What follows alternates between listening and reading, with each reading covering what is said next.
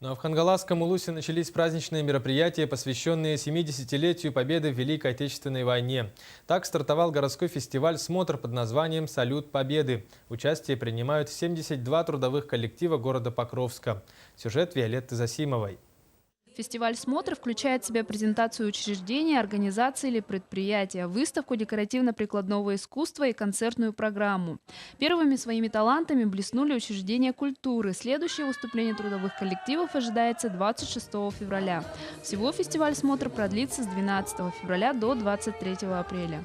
Третий раз мы проводим городской фестиваль. Это мы как бы таким образом и сплачиваем коллективы, сплачиваем население Покровска. И буквально через неделю-две у нас начнется уже спартакиада, посвященная к 70-летию Победы, памяти Гуляева Дмитрия Дмитриевича, который, ну, вы все знаете, это ветеран педагогики, учитель наш, и мы как бы... И опять же здесь же будут принимать участие все коллективы города. Владелица картинной галереи имени художника Наума Застимова и ответственная за проведение выставки декоративно-прикладного искусства Людмила Засимова поделилась своей радостью по поводу проведения мероприятия. Это выставка, вещи собранные, которыми пользовались во время войны и которые еще сохранились.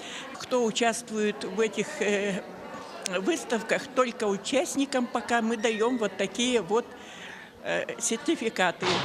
Откликнулись очень все дружно и с энтузиазмом. Я думаю, что фестиваль пройдет успешно. По итогам фестиваля «Смотра» победители и лауреаты награждаются памятными кубками, грамотами, ценными призами и примут участие в гала-концерте на 9 мая, а также в республиканском фестивале «Салют Победы». Виолетта Засимова, Федор Тарасов, НВК «Саха», Хангаласский Улус.